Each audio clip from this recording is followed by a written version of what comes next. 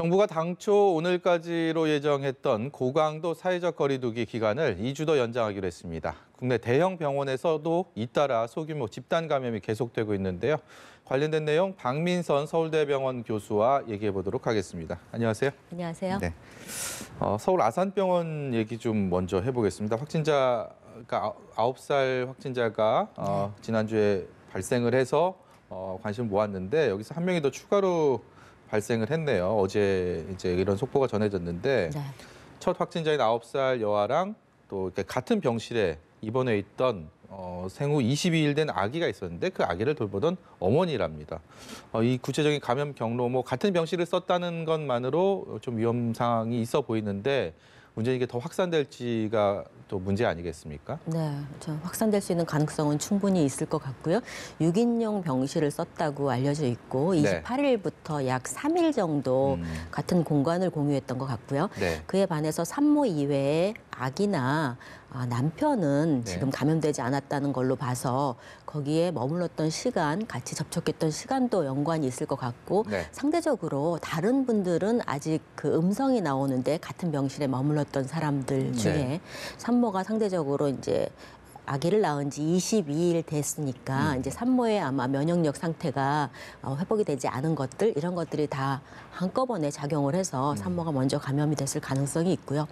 다른 분들도 지금 아직 그 31일 날 아산병원으로 갔기 때문에 그때부터 지금 2주 정도의 간격은 충분히 나올 수 있는 확진자가 다시 나올 수 있는 간격이고 지금 한 5일 정도 지났기 때문에 조금 더 증가할 수 있는 가능성이 있어서 추이를 좀 살펴봐야 될 것 같습니다. 제가 조금 전에 들어온 속보를 보면요. 대구에서도 집단 발병을 한 그 한사랑 요양병원에서 또 확진자가 2명이 사망을 했다라는 소식도 조금 전에 들어왔거든요. 그러니까 이게 병원 내 집단 감염이라는 게 또 다른 환자들, 면역 체계가 특히 약한 환자들에게 그 감염되기가 훨씬 더 쉽기 때문에 이게 더 문제 아니겠습니까? 특히 아산병원 같은 경우는 국내에서도 손꼽히는 규모의 병원이기 때문에 더 주의가 필요해 보이는데요. 네, 처음부터 걱정했던 게 이제 감염원들이 되시는 분들의 사망도 중요하지만 그분들의 이제 기저질환자나 이제 의심이 되는 분들을 저희가 좀 더 중증으로 관리를 했을 것이고 그와 함께 의료시설을 사용해야 하는데 못 사용하는 분들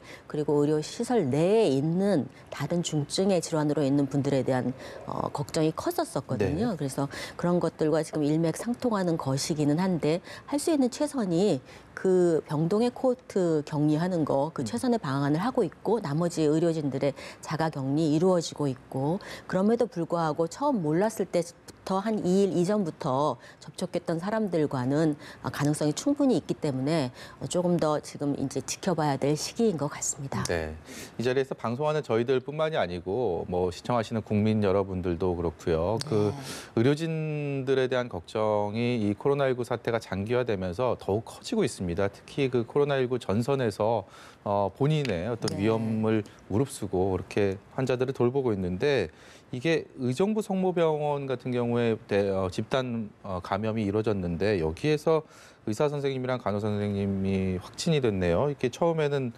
음성 판정을 받았다가 나중에 양성으로 다시 바뀐 사례라고 하는데 더욱더 안타까움을 자아내고 있습니다. 이 부분도 참 우려가 많이 됩니다. 네, 의정부 성모가 경기도 북부권에 그 많은 응급 환자를 다루고 있다고 알고 있고요. 그러니까 환자의 아무래도 들고 나는 게 굉장히 짧은 간격으로 될 수 있는 가능성이 있고요. 지금 의정부 성모에서 가장 많은 확진자, 그로 인한 사망자 이런 것들이 지금 관찰되고 있거든요. 그러니까 그런 과정이기 때문에 혹시 그분들의 그 일의 로드는 어땠는지 그러니까 이게 환자의 턴오버가 빠르면 그냥 오래 입원해 있는 사람을 보는 것보다는 굉장히 많은 힘이 들거든요. 그렇죠. 똑같은 절차들을 다시 또 반복해야 될 테니까요. 그래서 이제 그런 것들을 다 다시 처음부터 보는 그런 시간을 가야 되기 때문에 그 의정부 성모의 그 의사나 간호사가 보는 1인 환자 수라던가 이런 것들도 한번 체크해 봐야 될 시기인 것 같습니다. 근데 다시 체크를 해봐도 또 그분들이 또 내 건강을 위해서 나는 또 이 전선에서 물러나겠다 이런 분들이 없으시잖아요. 사실상 지난주에 대구에서도 건강하시던 분 의사 선생님이 또 돌아가셨으니까 코로나19로요. 참 안타깝네요. 의정부 성모병원에서 이 50대 중증 장애인이 어제 숨졌는데요. 이분이 또 기저질환은 있었지만 코로나19 확진 판정 받고 하루 만에 숨을 거두셨습니다. 그렇기 때문에 이 진단 검사나 이전의 어떤 단계들이 조금 늦어졌던 거 아닌가라는 일종의 그런 얘기들도 있거든요. 여기에 네. 대해서는 어떻게 봐야 되겠습니까? 충분히 그럴 가능성은 있는데 지금 이제 이 여아의 입원 시기는 31일에 아산으로 옮겨가는 그 전이었을 것 같고요. 네. 이 장애인의 입원 시기는 아마 11일에서 21일 정도였던 것 같아요. 만약에 이제 지금 일반인들과 달리 병원에 있는 사람들은 하루에 적어도 한 4번 정도의 발열이나 이런 것들을 다 체크하거든요. 네. 만약에 이 사람의 원 증상이 지금 코로나 바이러스와 유사한 증상으로 입원을 했었다면 네. 의심하기 조금 어려웠을 수 있고요. 처음에 네. 체크했는데 몇 번에 체크해서 이상이 없었었다면 네. 그렇지 않고 만약에 이분에 대한 체크가 전혀 없었다면 그 관련 질환이 아니었을 가능성이 있는데 네. 말씀하신 것처럼 병원 내에서의 어떤 문제로 인해서 감염됐을 가능성도 있고요. 네. 그리고 이제 태어나는 순간에 이제 이분의 의사소통이 적절치 않았을 가능성도 있죠. 아무래도 예. 장애가 있으시니까 그러니까 증상이 조금 의심되는 상태인 것이 간과됐을 가능성도 없지는 않습니다. 예. 교수님 지금 말씀하시는 중에 이제 어제 0시 기준으로 어제 하루 오늘 0시 기준으로 어제 하루 신규 감염자가 81명이 발생했다는 네. 속보가 들어왔습니다. 그러니까 하루 전에 이제 94명이었고요. 81명의 신규 환자가 발생을 해서 코로나19 확진자가 총 1,237명, 대구에서 6명이 증가했고요. 대구에서는 하루 만에 또 한 자릿수로 떨어졌네요. 그리고 일단은 81명, 계속 100명 안팎의 신규 증가가 이루어지고 있습니다. 보건당국에서는 그래도 50명 안쪽으로는 들어와야지 뭔가 이런 지금의 정책들을 좀 변화할 수 있는 그런 기준선으로 삼고 있는 것 같은데요. 네. 지금의 어떤 확산세는 어떻게 봐야 되겠습니까? 이 의료 시설 내에서 컨트롤 가능한 영역을 그 정도로 잡고 있는 것 같고요. 네. 50명 아래로 내려갈 선으로. 그런데 이제 지금은 계속 두 자릿수 위에서 100 이상으로 조금 이렇게 한 예. 50명 선이 좀 왔다 갔다 하고 있는 것 같아요. 네. 이제 최근에는 해외 유입이 한 변수가 되어 있는데 그것이 더 이상 한 2주 정도 지나면 그분들에서 더 확산될 가능성이 조금 적게 된다면 네. 그때부터 좀 더 정확하게 조금 내려갈 수 있는가 이런 것들을 확인하기 쉬울 것 같고요. 예. 지금은 아무래도 그 마지막 해외 유입이 단체로 된 것에서 2주 예. 동안은 아무래도 이런 정도의 선에서의 들락날락하는 환자 수가 계속 지속될 것 같습니다. 지금 말씀하신 것처럼 어제 새로 발생한 81명의 신규 확진자 중에서 절반에 해당하는 40명이 해외 유입된 사례라고 하네요. 마지막 그 해외 유입 사례들이 계속 늘고 있기 때문에 지금 감염자 수의 상당수 절반 가까이 이렇게 차지하고 있는 이 상황 때문에라도 방역을 좀 더 촘촘히 지금도 물론 입국 과정에서 할 수 있는 보건당국이 여러 가지 방역을 촘촘히 짜고 있지만 어떻게 시간이 좀 가길 기다려야 될까요? 아니면 방역 대책에 있어서의 좀 더 다른 대책을 생각을 해봐야 될 시점이라고 생각하십니까? 글쎄요, 지금 이제 생각할 수 있는 최선의 대책들을 하고 있어서 지금 외국에서의 그 확진자 수가 줄지 않는 이상 이제 해외에서 유입되게 된다면 막을 네. 수 없는 가능성이 좀 있을 것 같고요. 이제 외국에서 일반 집단을 대상으로 해서 이 코로나를 검사를 했을 때 반 정도가 확진자의 반 정도가 무증상이라 했거든요. 네. 그러니까 이 들어오시는 분들도 자신도 지금 문제가 없다고 생각하고 들어오시는 분들도 있고 네. 또 방송에서 접하자면 지금 약을 먹고 해열제를 먹고 들어오시는 경우도 있었다고 하는데 예, 그렇게 되면 입국 과정에서는 발열 현상이 없으니까 감염이 됐다 하더라도 걸러지지 않을 수가 있는 거죠. 네, 그럴 수 있는 거죠. 이제 만약에 이제 그분들이 조금 문제를 일으킬 수 있는 가능성은 있지만 대다수의 사람들은 이제 그런 것을 모르고 오셨을 가능성이 있거든요. 네. 그래서 지금은 우리나라에서의 방역도 중요하지만 해외 유입을 막을 수 없다면 해외에서의 추이가 조금 가라앉을 때까지는 아주 이 환자 수가 감소하기가 어려울 거라고 보고 있기는 합니다. 그런데 그런 생각이라면 지금 해외 사례들이 우리나라보다는 훨씬 더 심각하게 지금 바뀌고 있지 않습니까? 네. 미국도 그렇고 유럽 곳곳이 다 그렇고 가까운 일본도 그러니까요. 그러니까 네.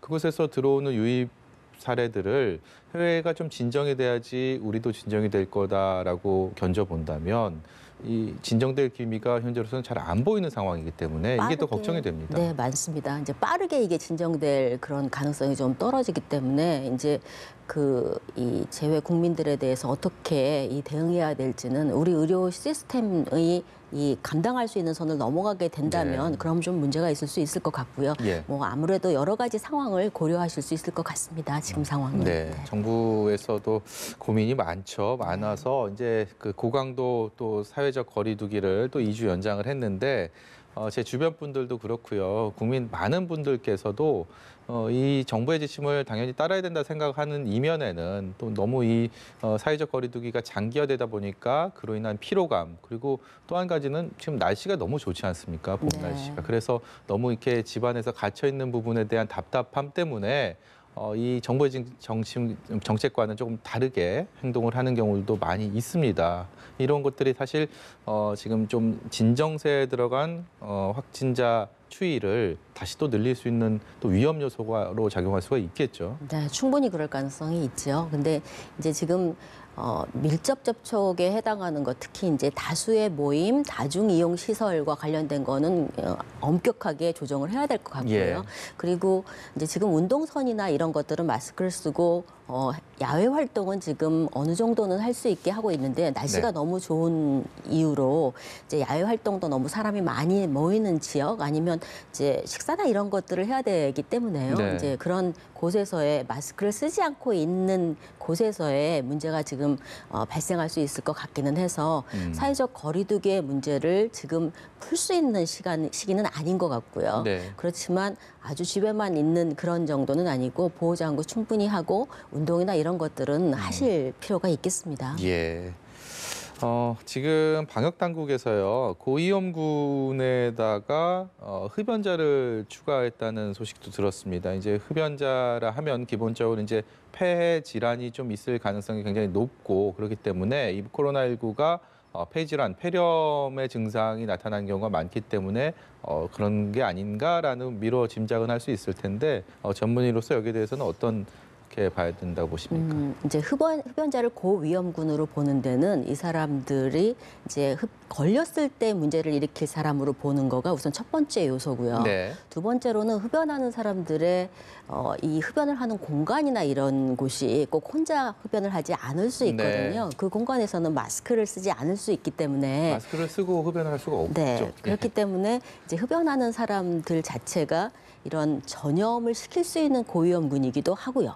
또 자기 자신도 폐 자체뿐만 아니라 눈에 보이지는 않는데 폐에 이상이 있을 수 있는 가능성이 있을 뿐만 아니라 네. 사실은 병이 걸리는 데에는 혈관계가 나빠지는 게 굉장히 큰 영향을 미치거든요. 예. 근데 흡연하시는 분들의 혈관은 확실히 나빠진 상태이기 때문에 지금 첫 번째로는 이 흡연자를 고위험군으로 둘 수 있는 근거는 아직은 없지만 이 코로나와 관련해서요. 예. 근데 이제 외국의 모든 권고기관이 흡연자를 고위험군으로 두는 이유는 이런 혈관계에 이상이 있는 것들 그리고 남성이 상대적으로 근육이 많고 지방이 좀 적기 때문에 갑작스럽게 감염에 걸렸을 때 사망할 수 있는 위험이 좀 더 높기 때문에 네. 그런 다양한 요소를 함께 생각해서 고위험군으로 두고 있는 것 같습니다. 네, 그렇군요. 이번에는 글로벌 국제의 코로나19 상황을 좀 분석을 해볼 텐데요. 미국이 가장 심각해 보입니다. 미국 내 환자가 30만 명에 육박하는데